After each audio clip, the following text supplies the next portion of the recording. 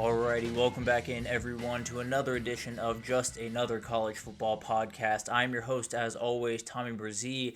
It is officially after July 4th, so it is time to talk about some football. I got my Mostly Sports Football shirt right on here, so let's get into it because we got a ton to get to today. Definitely going to start to heat up the content, and today we got a great amount of stuff to get into. But let's start off with who I think can actually win the national title. That's always the question we have right around this time of year. Who are the teams that are actually in it? Who are the teams that have a real shot of lifting the trophy at the end of the year? I have about 13 here. Might be a little bit too many if I'm being totally honest. I think some of these I'm going a little bit crazy with, but at the end of the day, have my teams for that. Then we'll get into the biggest questions for each conference. There's a lot of different stuff to get into. We'll just do the major conferences today, so the SEC, Big 10, Big 12, and ACC, but we'll get into some other conferences down the road just a little bit. And then we got to get into recruiting. A lot of stuff has been going on recruiting, some different things that are going to put into question the House settlement and how enforceable a lot of these rules are, and then just some teams that are going on absolute tears right about now. But we're 46 days out from football, so let's talk about some football. And let's get into this. Let's talk about who I think, at the very least, can actually win a national title. I don't think it's that many teams. I don't think it's really that many teams every single year, if I'm being totally honest. I think any given year you're probably going to have around 12 teams. I have 13 here, and I felt like I was starting to stretch it, at least towards the end, and we'll get into that as we kind of get through this. But let's go ahead and jump into this, and we'll start with the teams that, the way I kind of went through this, at least in my estimation, is just how many ifs do you have to overcome? If you're a team that has a ton of different, if this quarterback hits, if the transfers on defense come into place the way they like, if this happens, if the coaching changes work out, all of that stuff. If you have more of them, you're going to be a little bit lower on this. If you have less of them, you're going to be higher on this list. And to me, there are two teams that will absolutely be in the conversation that don't have that many ifs, that don't have that many scenarios where, at the very least, they're not in this conversation throughout the year. And to me, that's Penn State and that's Clemson. I think these two teams, at least in my mind, I might not pick them to win the national title right now, but they have the fewest amount of ifs. I think they have the quarterbacks in place with Drew Aller at Penn State and then Cade Klubnik over at Clemson. They have a lot of the pieces around them to work. Clemson has that wide receiver core that is a little bit closer to the Clemson that we're used to.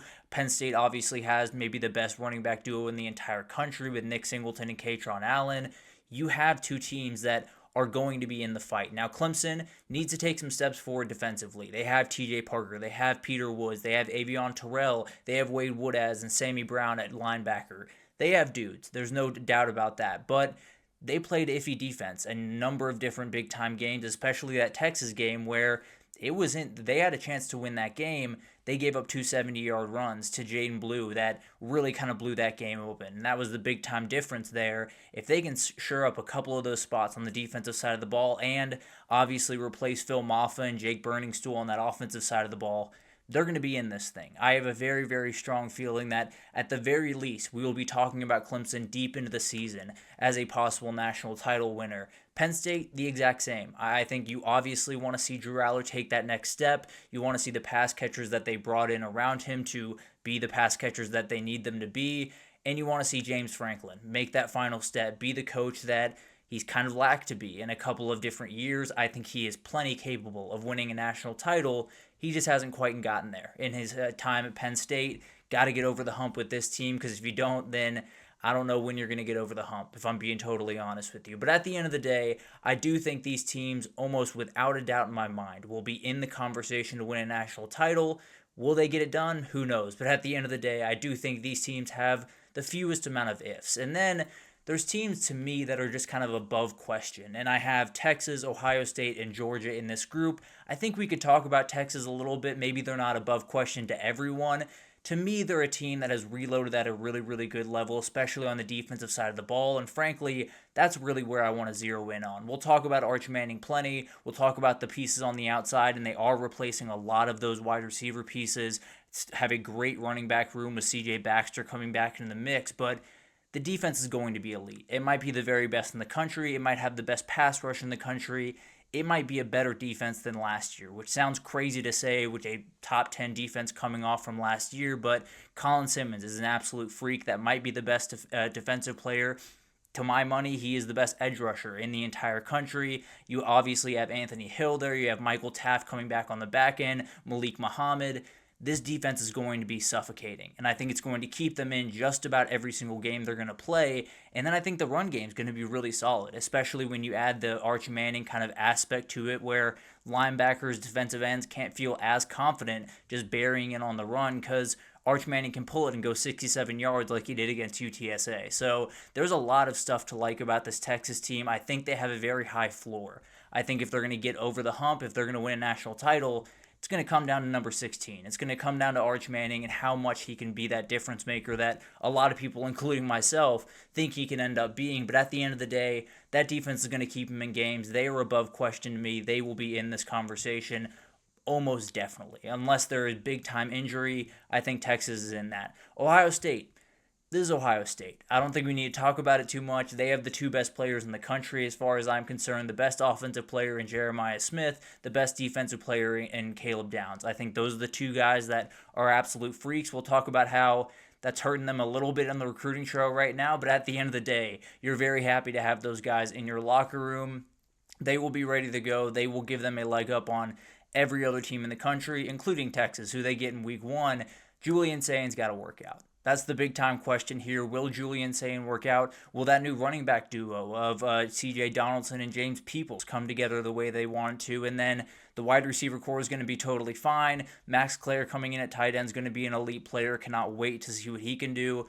Overall, this team's going to be fine. A couple of things changing on defense, but it's Ohio State. I have very little reason to believe this team will not be in the conversation. Might just be able to repeat with those two guys, especially in Jeremiah Smith and Caleb Downs.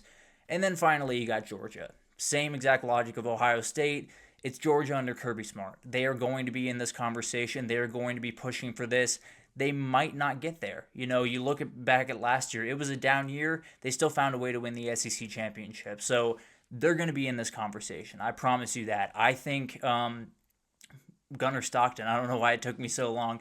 I think Gunnar Stockton is a guy that can bring a lot of really, really great stuff, kind of like we were talking about with Arch Manning. Going to keep these guys a little bit more honest in the run game, which was a huge issue for Georgia last year. He's a guy that can really unload the ball downfield, which I think they were missing just a little bit last year at times. And overall, I think the wide receiver talent's just a little bit better. So to me, those teams are above question. I think there's a lot of things changing. There's a lot of things that do need to come into place for these teams to really get over that hump and be the national title winner. But at the end of the day, they're going to be in that conversation. I think everyone can say that pretty confidently. So those 5 teams, Penn State, Clemson, Texas, Ohio State, Georgia, those are the ones that are kind of setting the pace, at least as far as I'm concerned. And then you get in some teams that, if things come together, they could go really, really right for these teams. And in this grouping, I have 4 teams. I got Oregon, Notre Dame, LSU, and Alabama. Those are the teams that I see that if things come together the right way, they can absolutely win the national title, and in some cases, they could kind of run away with their conference. But let's start with Oregon here, because I think that's kind of an interesting example, because a lot of people would put them above question. A lot of people will put them in kind of the Texas camp, where they've been able to do it at the last couple of years. They continue to improve. They continue to reload what they need to. The difference between them and Texas, at least in my mind, is that a lot of those premium positions, especially on the offensive line, is really where I'm focusing. Oregon had to go outside and get a couple of guys to come in. Texas had guys that were sitting right behind the guys that just went to the NFL that feel plenty ready to play some football. So I think that's the difference, where I tend to lean towards the teams that just have guys filtering in that they've already recruited and have been in the system for a long time. I don't think Oregon's going to have a trouble on the offensive line. I think Isaiah World's incredible. I think Alex Harkey's going to be awesome on the other side of that line. I just think there's a reality where you feel a little bit more confident when you have that recruiting class kind of build up in the offensive line, especially on the lines of scrimmage, rather than go out and get a couple of transfer portal guys, especially guys that are coming from the group of 5 level.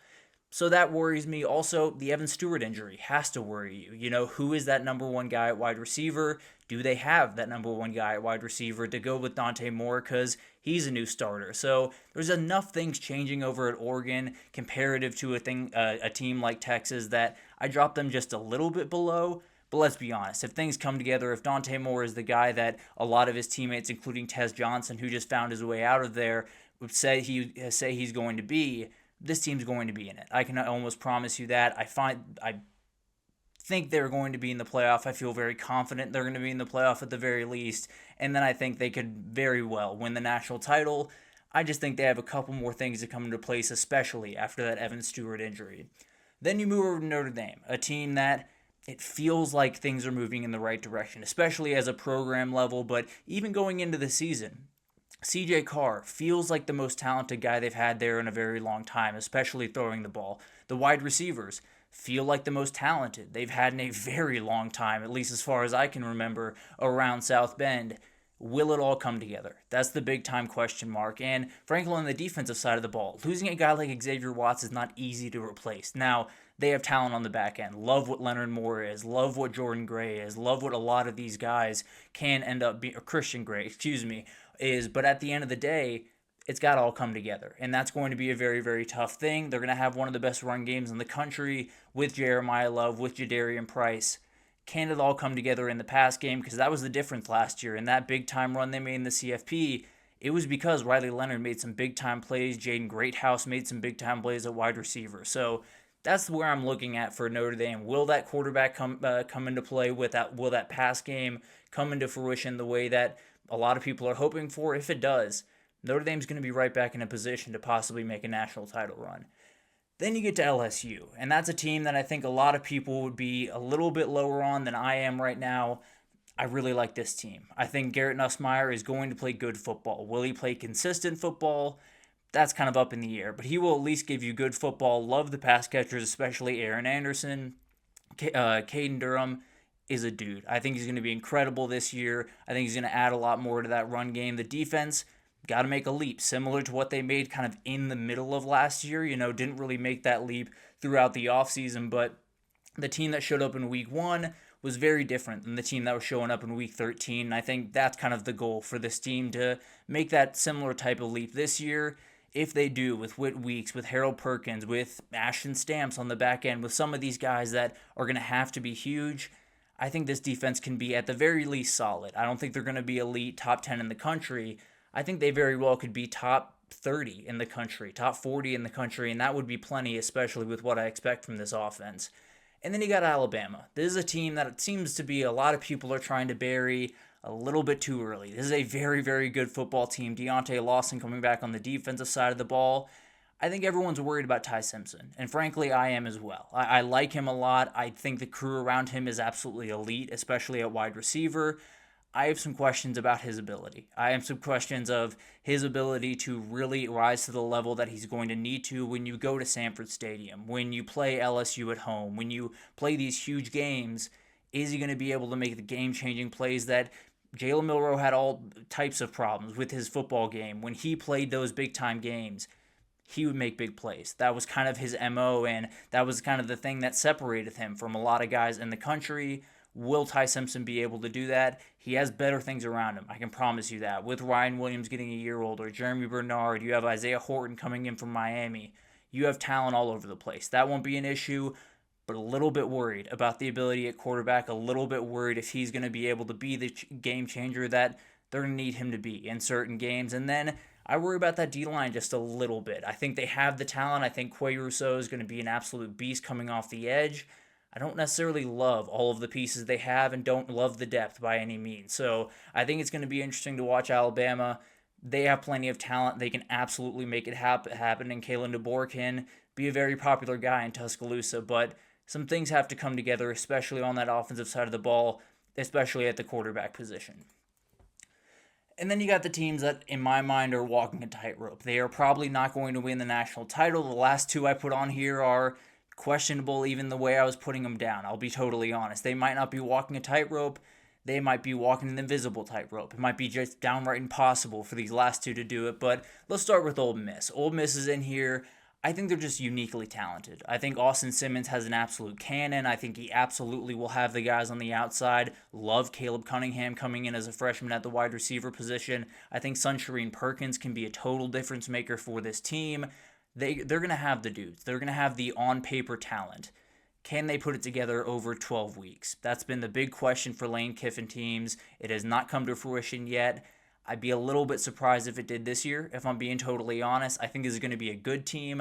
I don't think it's going to be a great team, but if I'm looking at teams that can win a national title, you got to go with those teams that have the outright talent, the outright dudes on both lines of scrimmage.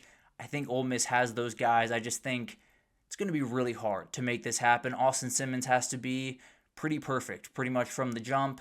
I just can't picture that happening. So I think Ole Miss is going to be a little bit all over the place this year, but there is that top line ability that possibly gets them into the playoff, and then it's all up for grabs from there. Then you go on to Miami. They have the talent. Once again, they will have the talent to get to this spot. They have one of the best offensive linemen in the country in Francis Mauanoa. They obviously have Carson Beck. If he gets back on track, he can play elite football. I promise him going number 1 overall in the draft wasn't just made up out of thin air. He absolutely is a quarterback that can play some elite football. The defense can take a big-time step forward. This team can do it. They were not all that far from being in the playoff, and frankly, I think you put Cam Ward in those playoff games, he would have done some pretty special things. So at the end of the day, I think Miami can make this happen. Again, a lot of things have to come together. Carson Beck has to play better football. The wide receivers have to be players that I'm not sure if they can step up right now, but JoJo Trader has to be a huge player. A lot of these guys they brought in from the portal have to be big-time hits. And then the defense has to take huge strides for them to win a national title. I wouldn't bet on it, but absolutely a team that has that top-end talent to possibly make it happen. Then you get to the two teams that I put in here because, frankly, I didn't feel good about not having Big 12 teams on here. I don't know if they can do it. I like these two teams enough to think there is a possibility of this happening, and we'll start with Arizona State. They have the quarterback in Sam Leavitt that was just actually voted on as the Offensive Player of the Year going into the year for the Big 12. You have one of the best talents in the entire country in Jordan Tyson at wide receiver. Just got to stay healthy. Have a lot of people returning on the defensive side of the ball that was up and down last year, but if it can find its middle ground, if Xavier Alford on that back end can make some big-time plays, this could be a team that finds it. And I think the other thing to keep in mind here is if Arizona State hits the way that a lot of people expect them to hit, if Sam Leavitt is finding Jordan Tyson every single game, that defense takes a step forward, and losing Cam Scatabo is not the huge blow that a lot of people think it could be, you're in a position where you're going to have a schedule that is very, very doable, that you can get to the end of, still be very healthy, still feel very great, and then go into the playoff and kind of play with reckless abandon, play with nothing to lose, and see where you come out. So I don't know if Arizona State can get this done, frankly. I don't know if they have that top-end talent, especially on the lines of scrimmage, to make this happen. But there is a world here where everything goes right for them, where Sam Leavitt plays at a Heisman level, and they find their way into the playoff feeling really good about themselves, and then they just catch a team on the wrong day. And then I put Texas Tech in here as well. To me, it's the Florida State 2023 model. It's just with a 12-team playoff instead of a 4-team. So can Texas Tech use this absolutely freakish class they've put together with some dudes on the defensive line with Lee Hunter? You also have, I'm blanking on his name right now, David Bailey coming in from Stanford, very talented edge rusher out there. You have some really good guys on the offensive line coming in. You have dudes. You have guys on the lines of scrimmage that are a little bit different than just about everyone else in the Big 12. Maybe Texas Tech, if they can get things to come together offensively, if Baron Morton can play a little bit better football than he has in the past, especially if they can replace Taj Brooks in that run game, this team could be really dangerous, and it could happen in an instant. So Iowa State fans, Kansas State fans, don't be too mad at me. I think it just comes out to the talent level of these two teams. They have that top-end talent that might get closer to the level of a Texas or a Georgia than anyone else in the conference. I still don't think they have a great shot to pull this off, but at the end of the day, I do think those teams, if everything goes right, could find their way to the national title and maybe just lift that trophy. But that's 13 teams, and frankly, I think I'm being a little bit kind. I think there's a couple of teams that I could easily cut off there. I think there's a couple more teams that I could maybe not as easily, but still probably cut off there. Now, left off South Carolina. Love what they can do. Don't love how much they're replacing defensively. Tennessee. I don't imagine Joey Aguilar being the guy that leads the Vols all the way. Indiana, the schedule is going to be a whole lot tougher this year. Illinois, kind of the same thing. Really like the team, but I'm not sure they can put it together for 16 weeks that they're going to have to put it together to win a national title. to me, it's going to be really tough for those Big 12 teams to really find a way to win that national title. I just didn't want to leave them off the list. I wanted to give them a shot at the very least, and I think there is a world where it happens. It's probably a 2007 on steroids type world, but at the end of the day, I'd love to see it happen. It would be awesome to watch. But let's take our first break. Went a little bit long-winded there, but let's take our first break. And when we come back, I just got a question for the SEC, the Big 10, the ACC, and the Big 12. I want to break down what I think is the biggest question as we head into the season for these major conferences. So we'll break that down right after this, so stick with us.